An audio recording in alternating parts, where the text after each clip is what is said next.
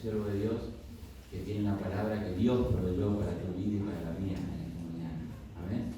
Vamos a nuestros ojos ahí y dile al Señor ahí donde estás: Señor, háblame.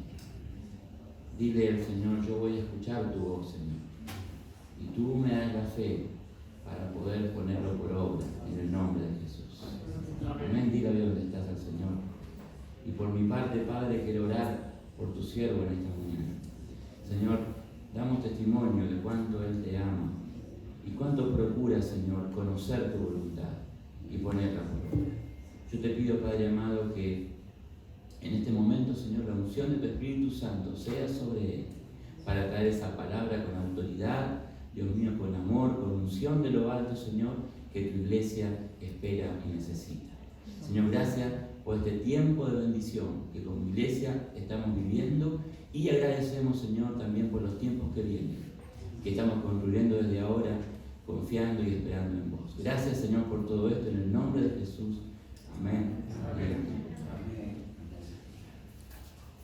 Buenos días, hermanos, ¿cómo están? Dios les bendiga. Día especial, ¿no? Nuestro país elige autoridades, aunque son las PASO, pero rogamos al Señor también que esté dando sabiduría a cada argentino, a cada argentina que va a cumplir este deber cívico y lo pueda hacer guiado por el Señor y para la bendición de nuestro país que tanto lo necesita. Se cuenta que en una ocasión, en una importante ciudad, se había organizado un importante, trascendente congreso para tratar el tema de las fobias.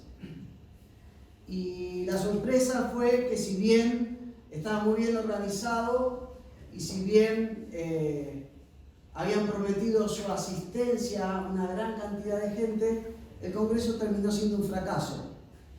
Y como muestra la imagen que tiene en pantalla, el salón quedó vacío. ¿Por qué no fue nadie? Bueno, después se enteraron que algunos no fueron porque sufrieron de aviofobia, tenían fobia para subir al avión, entonces no pudieron viajar. Otros tenían agorafobia y cuando se enteraron que había muchos asistentes también le dio miedo y no fueron. Y los que sufrían claustrofobia se imaginaron también el lugar lleno de gente, cerrado, y tampoco se animaban a ir. O sea que por el tema de las fobias se suspendió el congreso sobre las fobias. Es un chiste esto, le agradezco la gentileza de reírse, pero la idea es entender que el tema de las fobias, más allá de lo chistoso que hemos dicho en un instante, es un tema muy serio, es un tema muy importante. Y a nivel espiritual es muy importante porque el miedo en sí, el temor, en las manos de nuestro enemigo es un arma muy peligrosa para nuestras vidas. Bíblicamente podemos entender que el miedo en las manos de Satanás no solamente nos puede llevar a temer en sí mismo, sino que por temor a desobedecer y por temor a perder nuestra libertad en Cristo. Respecto a cómo se puede relacionar el temor con la desobediencia a Dios, hay un ejemplo que es muy elocuente. A los que tienen recuerdos de muchos pasajes de la Biblia que habrán leído, les vendrá esta imagen de que muchos mandamientos están precedidos o proseguidos del mandato de no temer. Por ejemplo, les cito solamente uno, pero hay infinidad en la Biblia. Números 14:9. Primera parte, dice: así que no se rebelen contra el Señor ni tengan miedo de la gente de esa tierra, porque ya estaban viendo que por temor estaban por desobedecer. Entonces el miedo para los cristianos es algo peligroso, porque por temor podemos desobedecer a Dios. Por temor, el pueblo de Israel apenas salió de Egipto, quiso volver a Egipto y casi se rebela contra Moisés. Por temor, toda una generación, como sigue este pasaje de Números 14, va a fracasar en el desierto porque temieron a los habitantes de la tierra prometida. Por temor, los discípulos lo dejaron solo a Jesús frente a la cruz. Y podemos seguir sumando y sumando ejemplos de cómo el temor y la desobediencia bíblicamente están íntimamente conectados. Y pensando en cómo el miedo también es un instrumento eficaz para quitarnos la libertad que disfrutamos en Cristo, hay varios pasajes, hay algunos de Hebreos que pueden venir a su mente, pero el que quiero citar solo es de Romanos 8:15. Ahí Pablo antepone el espíritu de los que habitan en Cristo, de los que tienen el Espíritu de Dios y el que no. Dice, ustedes no recibieron un espíritu, escuchen, que los haga esclavos del miedo.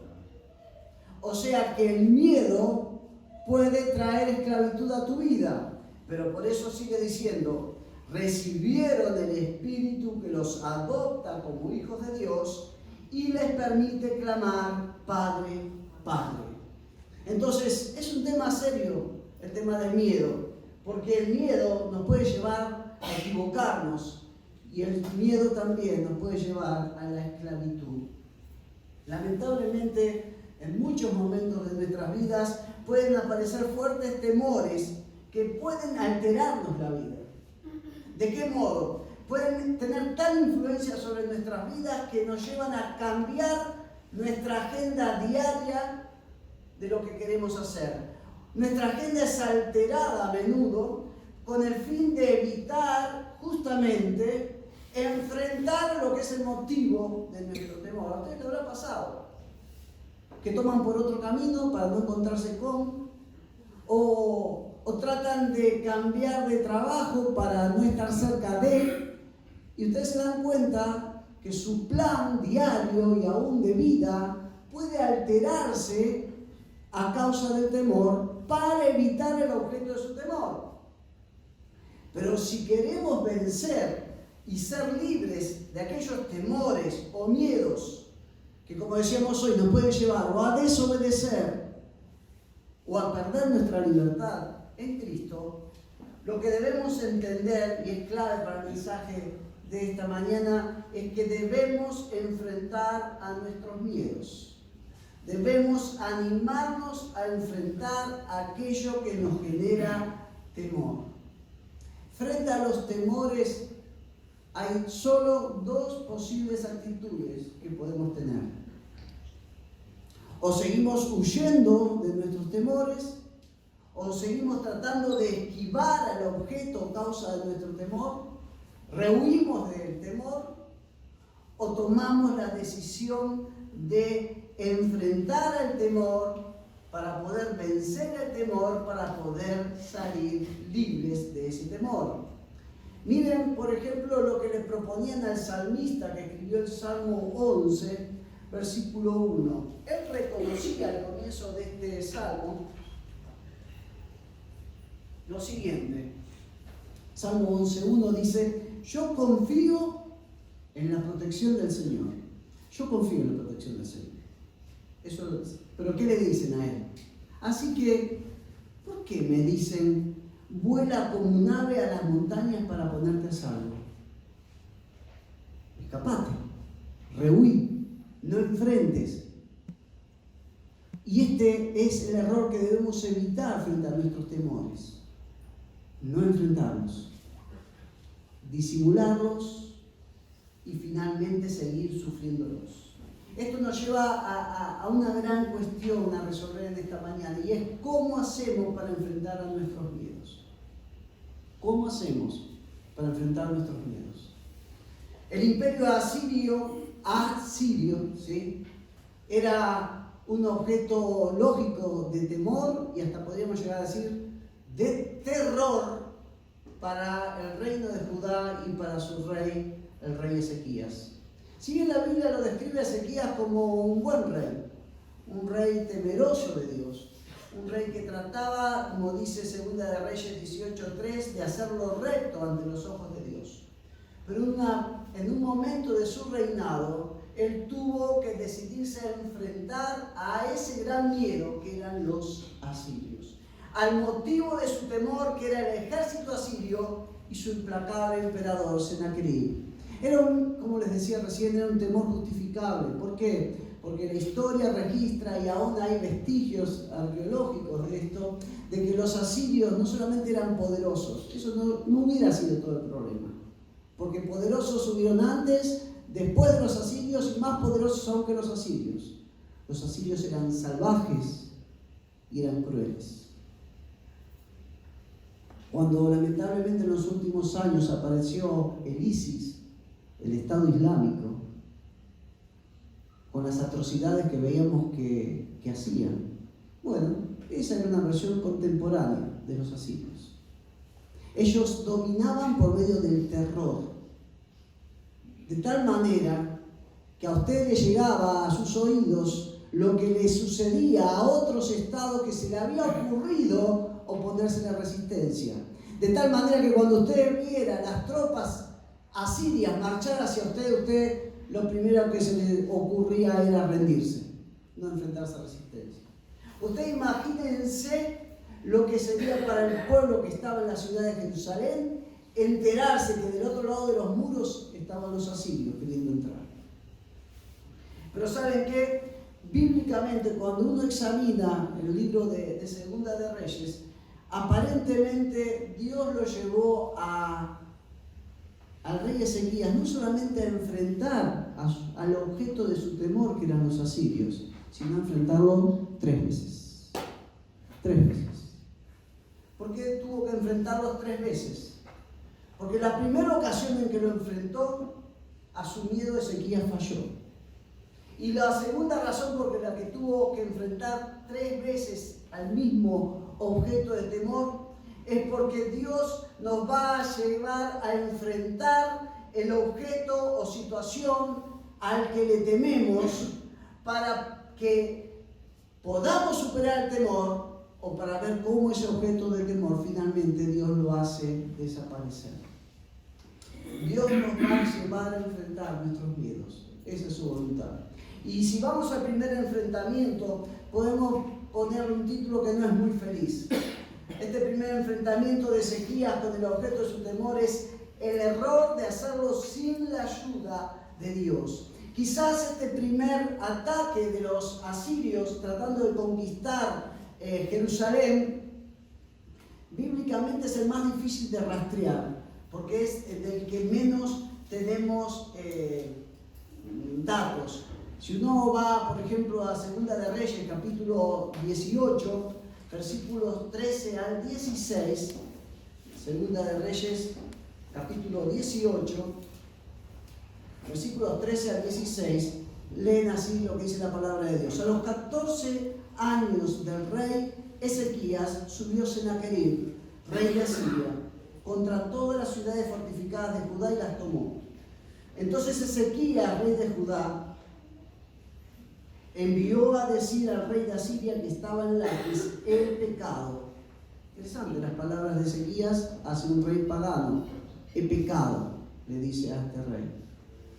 Retírate de mi país y aceptaré todo lo que me impongas. El rey de Asiria impuso a Ezequías, rey de Judá, 300 talentos de plata y 30 talentos de oro. Entregó por tanto a Ezequías toda la plata que había en la casa de Jehová y en los tesoros de la casa real. En aquella ocasión Ezequías hasta quitó el oro de las puertas del templo de Jehová y de los quiciales que el mismo rey Ezequías había recubierto de oro, y todo lo dio al rey de Asiria. Ahora, ¿por qué le escuchamos reconocer a Ezequías ante un rey pagano que él había pecado?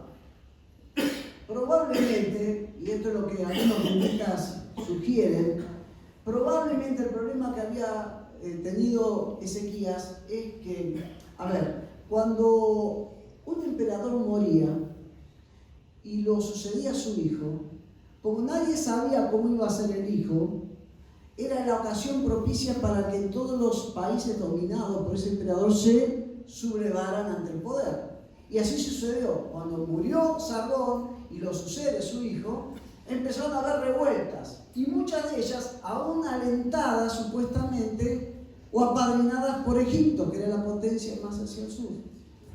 Ezequías se unió a esa movida anti-asiria para tratar de rebelarse contra el poder de los asirios.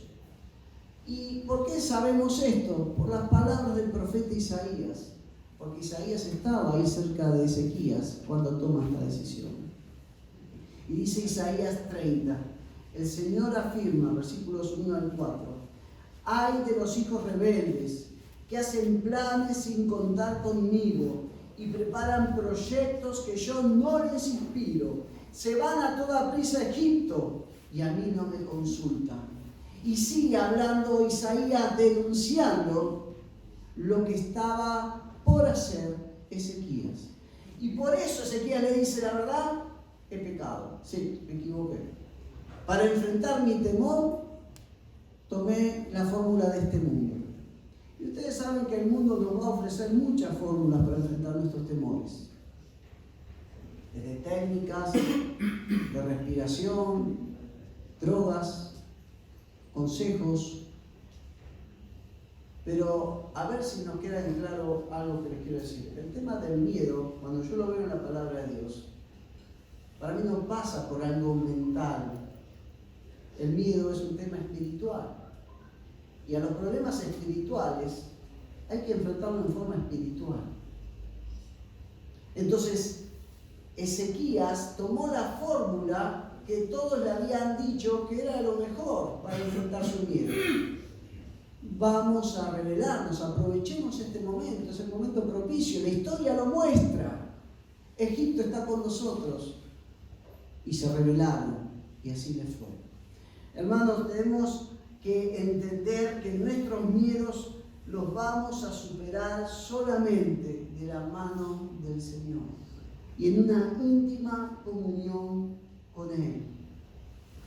Ezequías había decidido enfrentar a su miedo sin la ayuda de Dios, pero con muchos aliados, sí, muchos consejeros, bárbaros. Resultado, no solamente no superó el temor, sino que trajo pérdida y angustia a su alrededor. Y esto también es importante que lo podamos ir entendiendo. Cuando nosotros no superamos un problema, sufren los que están alrededor nuestro, no es el problema nuestro solamente. Y pensando en el tema del temor, no es casualidad que si usted va a la Biblia, se va a dar cuenta que la primera ocasión en que un hombre le dice o que siente que un hombre tiene temor es en Génesis 3:1, cuando el hombre desobedece a Dios. Es la primera vez en todo el testimonio bíblico que usted escucha de alguien que tiene miedo. Tuve miedo porque escuché tu voz, le dice Adán a su creador. Entonces no me van a convencer de que el temor tiene sí o sí un elemento espiritual que tiene que ser puesto en las manos del Señor. Y como dijimos anterior, el Señor nos va a llevar, nos guste o no, a enfrentar al objeto, a la persona o a la situación a la que le tememos, hasta que desaparezca o hasta que podamos realmente superar nuestro temor. Y así llegamos al segundo enfrentamiento que Dios permite que Dios tenga Ezequías contra el objeto de su temor. Y este segundo enfrentamiento le ponemos como título Victoria sobre argumentos mentirosos que alimentan el miedo. Ahora preste atención a un detalle, estamos en Segunda de Reyes 18.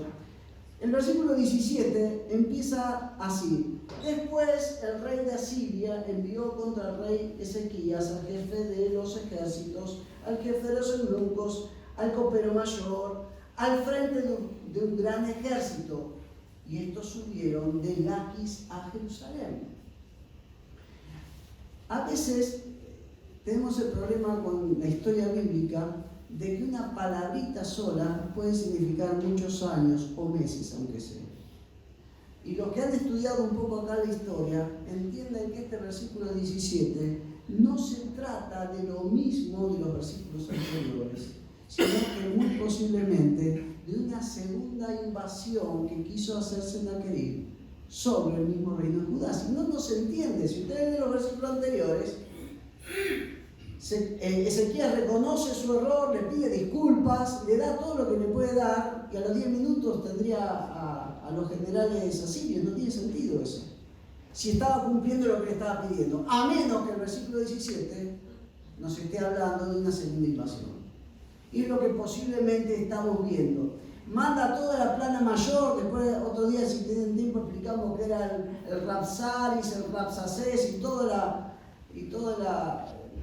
la plana mayor del ejército asirio. Pero lo importante que ustedes tienen que saber es que Dios está permitiendo que Ezequías vuelva a enfrentar al mismo objeto de miedo. Lo interesante de este segundo enfrentamiento es ver cómo aquella persona que causaba miedo va a recurrir a todo un arsenal de argumentos mentirosos.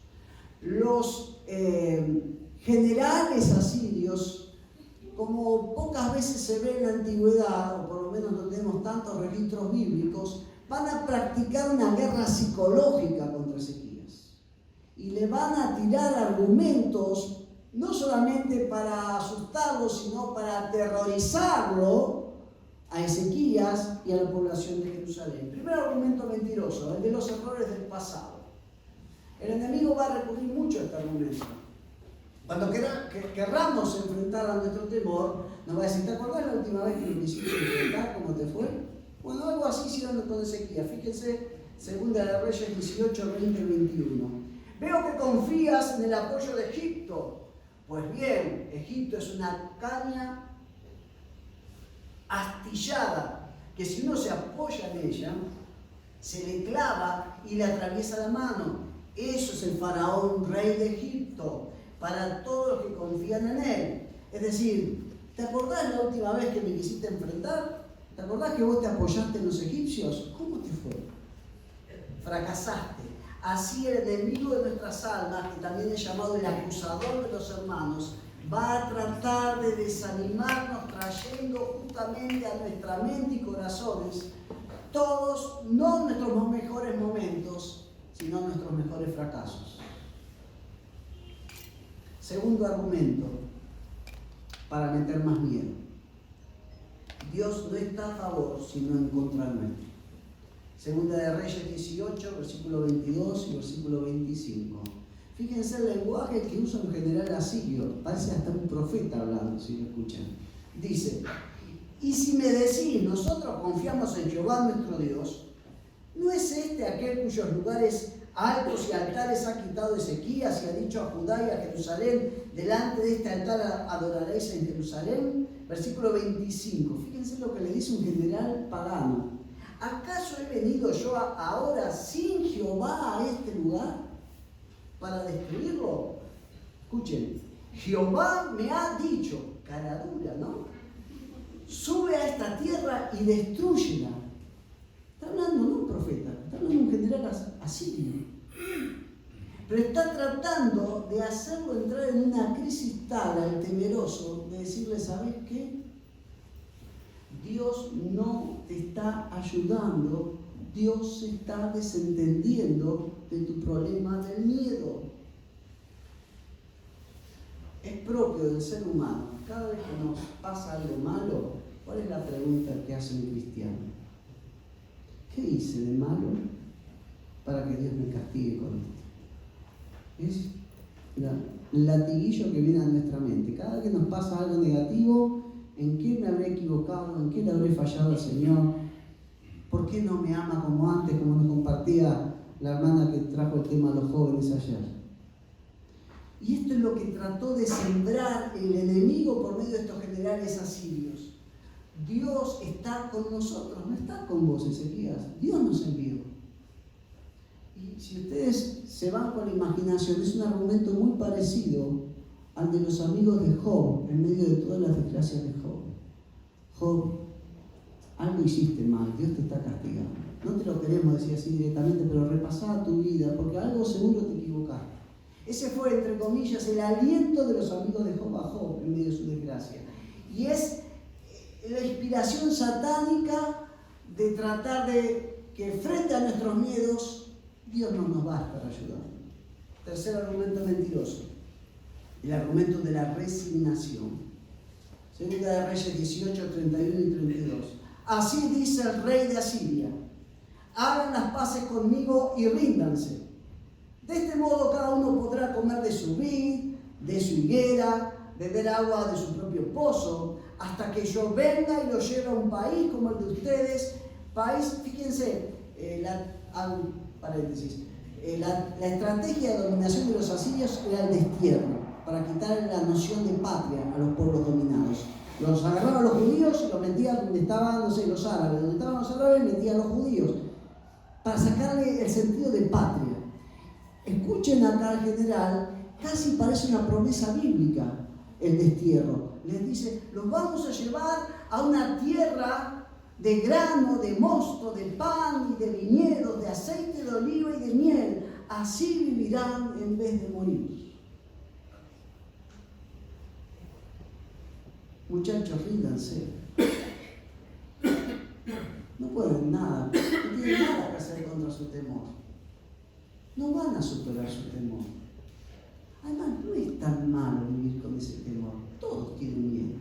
Lo que estoy usando es el argumento que el enemigo trae a nuestras vidas para que empecemos a acostumbrarnos a convivir con el temor y a resignarnos frente a él. Y hubo más argumentos mentirosos en aquel día de miedo, pero estos solo nos sirven para entender algo que es muy importante: que en la batalla contra nuestros miedos es una batalla entre la verdad de Dios y las mentiras de Satanás y de este mundo. Repito, en la batalla frente a nuestros miedos es una batalla entre la verdad de Dios, de lo que Dios dice, de lo que Dios promete, de lo que Dios afirma, y de lo que Satanás nos quiere decir para engañarnos y asustarnos. En aquel segundo enfrentamiento de Ezequías contra el objeto de su miedo, y en respuesta a todos aquellos argumentos mentirosos, vino la verdad de Dios en boca del profeta Isaías. Escuchó todo el arsenal de argumentos mentirosos, pero después Ezequías escuchó palabra de Dios por medio del profeta Isaías. ¿Y cuál era la palabra de Dios? ¿Cuál era la verdad? Segunda de Reyes, capítulo 19, versículos 5 al 7. Denle al rey este mensaje de parte de Dios: no tengas miedo de los insultos de ese soldado. Yo haré que el rey Sennacherib reciba una mala noticia que lo obligue a regresar a su país, y allí lo matarán. La verdad, como dice en otra parte, no van a disparar ni una flecha contra Jerusalén y se van a tener que ir. Qué importante en el día del temor escuchar la verdad de Dios. Yo le doy gracias a Dios por muchos de los pasajes que eligió la hermana Eliana, y aún de las canciones, porque hablaban de la confianza en el Señor. Son todos pasajes bíblicos para el día del miedo, para el día del temor.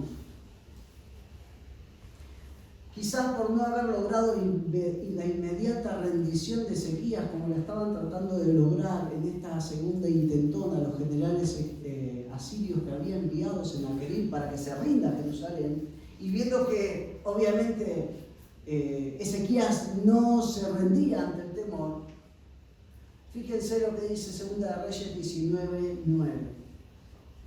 Allí el rey de Asiria se enteró de que Tiraca, rey de Etiopía, había salido para hacer la guerra, entre paréntesis, la mala noticia que le habían anticipado el profeta Isaías, cierro paréntesis, y volvió a enviar embajadores a Ezequías: se está yendo, pero mándenle un mensaje, díganle esto antes que nos vayamos.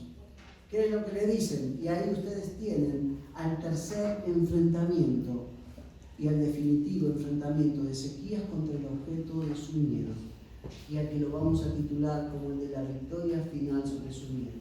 Dice entonces, Segunda de Reyes 19:10: no te dejes engañar, fíjense qué palabras, ¿no?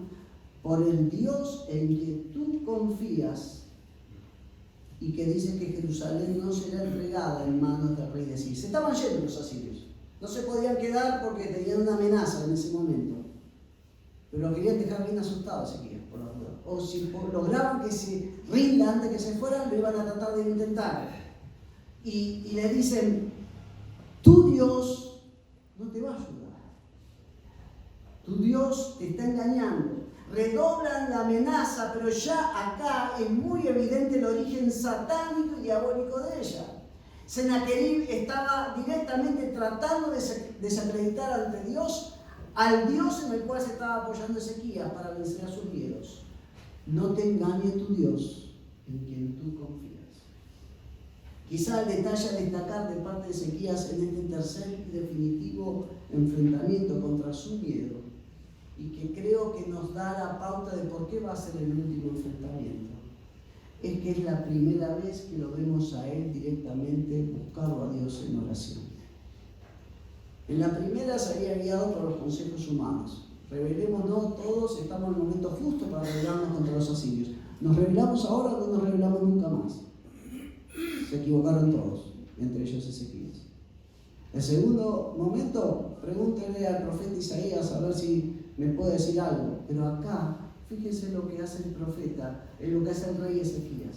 Dice Segunda de Reyes, capítulo 19, versículo 14 y 15, la primera parte. Ezequías tomó las cartas de mano de los embajadores y después de leerlas, subió al templo del Señor y extendiéndolas delante del Señor, oró en su presencia. Inclina, Señor, tu oído y escucha. Abre, Señor, tus ojos y mira. Oye las palabras de Sennacherib, que ha mandado blasfemarte a ti, el Dios viviente. Y en la oración comienza la victoria sobre el temor. Lo primero que debemos destacar de este tiempo de oración de Ezequías es que por medio de él lo va a invitar a Dios a ser parte de su circunstancia, de su situación. Lo mete a Dios en el paisaje de su miedo. Segunda de Reyes 19:15 dice: Señor y Dios de Israel, que habitas entre los querubines y solo tú eres Dios de todos los reinos de la tierra, tú hiciste el cielo y la tierra. Fíjense que en medio del temor que parecía tan grande, él comienza a exaltar a algo más grande que era Dios, que es Dios. Lo segundo fue que por medio de la oración vemos entonces que él se enfoca en la grandeza, en el poder y en la autoridad de Dios antes de enfrentar a su miedo. Esto parecería una frase muy dicha, pero creo que tengo que volver a decirlo, por si el temor ha pasado el pánico en alguno de ustedes. No hay nada, ningún objeto, circunstancia, lo que sea que nos produzca temor, que se le acerque ni a un tercio de la grandeza, del poder, de la gloria de nuestro Dios. Nuestro Dios siempre va a ser más grande que aquello que nos produce miedo. Por eso cuando uno se enfoca en Dios más que en el objeto de miedo, la fe de uno comienza a superar ese miedo. Pues ya no estoy enfocado en el miedo, sino en el Dios que me va a sacar de mi temor.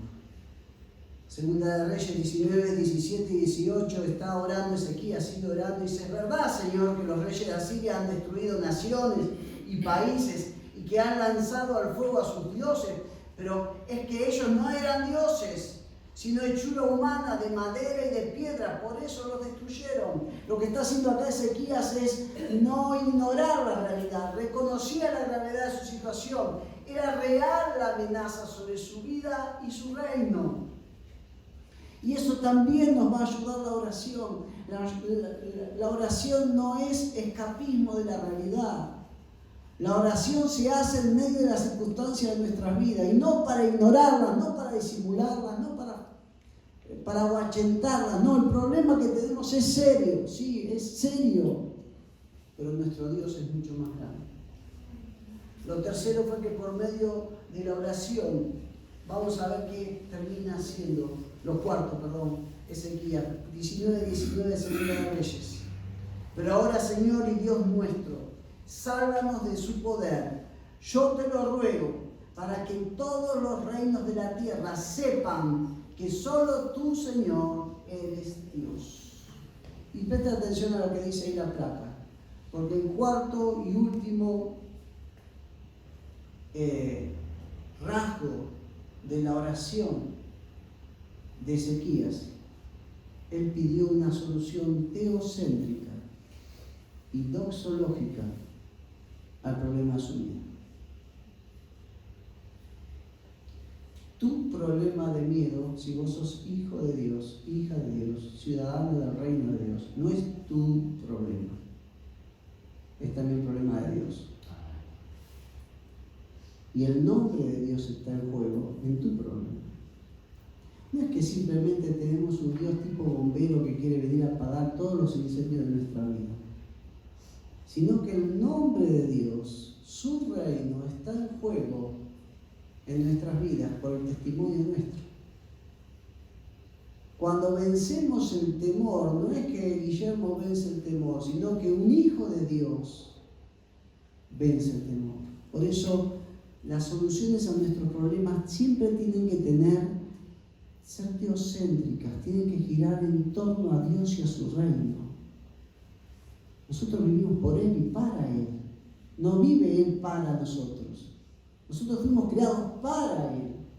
Y aún las soluciones de los problemas que parecieran ser los más personales nuestros, su solución son para traer honra. Y digo que es doxológica, porque fíjense lo que dice Ezequías. ¿Por qué quiero vencerlo a los asirios? Para que digan qué buen rey de Judá soy, que reconozcan que después de David vengo yo y nadie más. No, dice para que todos los reinos de la tierra sepan que solo tú, Señor, eres Dios. Nuestros miedos van a ser superados, no para obtener calidad de vida, que esa va a ser la consecuencia, sino para que el nombre de Dios sea honrado, para que su reino sea establecido en medio nuestro, para que su nombre sea temido. En medio de toda esta situación de temor, creo que el consejo que nos brindaba el viejo himno sigue siendo el resumen de este mensaje. Quizás es uno de los himnos más conocidos que trascienden todas las denominaciones y que su primera estrofa dice: vos que amigo no es Cristo, ¿se acuerdan? Dice: Él llevó nuestro dolor, pero después ¿qué dice? Él nos manda que llevemos todo a Dios en oración. Y después saca una conclusión, dice: vive el hombre desprovisto de paz, gozo, o sea, asustado, temeroso y santo amor. ¿Por qué? Esto es porque no llevamos todo a Dios en oración. Y la segunda estrofa dice más o menos lo mismo: estás débil, estás cargado, estás tapado de cuidados y de temor. Bueno, sencillo. A Jesús, refugio eterno, dile todo en oración. ¿Te desprecian tus amigos? Bueno, contáselo en oración. En sus brazos, gozo tierno, paz tendrá tu corazón. Nos ponemos de pie, vamos a tomar una decisión en lo personal y en lo familiar. Desconozco las situaciones de cada uno de ustedes. Desconozco los problemas de la mayoría, de algunos sí los conozco. Y de los que quieran compartir en algún momento estamos dispuestos a escucharlos también los pastores. Pero quiero llevarlos a tomar una decisión. Y es que antes de consultar a un profesional, antes de tomar una pastillita, antes de buscar el consejo de un amigo que no es del Señor, que es re macanudo, oren por eso. Hagan como Ezequías. No sé si alguna vez lo hicieron. Yo lo hice alguna vez. Lo pueden hacer con una carta de documento, un telegrama de despido, una carta en la que una persona le dice que no quiere saber más nada de usted. Va con eso delante de la presencia de Dios. Y en su momento de oración, hacen como Ezequías. Se lo ponen ahí al Señor. Señor, por esto te pido, actúa. Soy tu hijo, está tu nombre en el pueblo. Amén. Padre, en el nombre de Jesús, Señor, somos seres débiles, finitos. Nuestra vida pende de un hilo. Y entendemos que temores van a haber cada día en nuestras vidas. Y objetos de temor, muchos. Pero tu palabra decía a través de la boca del profeta, pero el Señor está al lado mío como un poderoso gigante. Amén. Y en esta mañana declaramos en el nombre de Jesús que no hay ningún temor ni objeto de temor que se acerque ni a los talones tuyos, oh Dios.